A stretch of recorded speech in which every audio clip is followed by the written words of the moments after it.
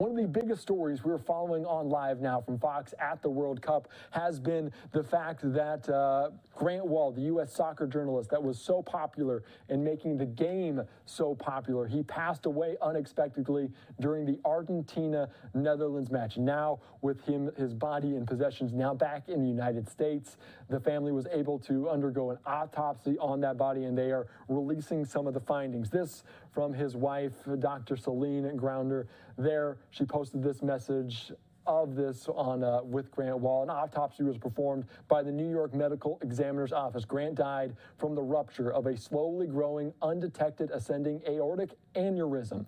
The chest pressure he experienced shortly before his death may have represented the initial symptoms. No amount of CPR or shock would have saved him. His death was unrelated to COVID. His death was unrelated to vaccine status. There was nothing nefarious about his death. Of course, we also heard from a different State Department spokespeople about this, as they were also echoing that same moment that there was nothing, no intent behind it. And it was a very unfortunate situation going on there overseas. So following this very closely, and we want to give a little bit more context to what happened with Grant Wahl, we're going to bring in Dr. Peter Chin Hong. Thank you so much for joining us here on Live Now from Fox. Obviously, Grant Wahl, a staple of the U.S. soccer press, but he died of an aortic aneurysm. Peter, thank you so much for joining us.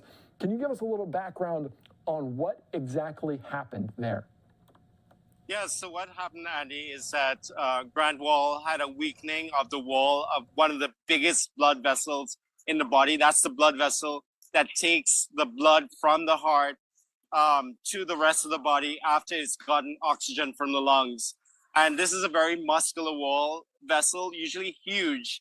And what happens is that in some people, and there's some risk factors that we know about, that wall becomes very weakened. It's almost like a balloon in that muscular wall. So as the balloon gets bigger and bigger, it can pop.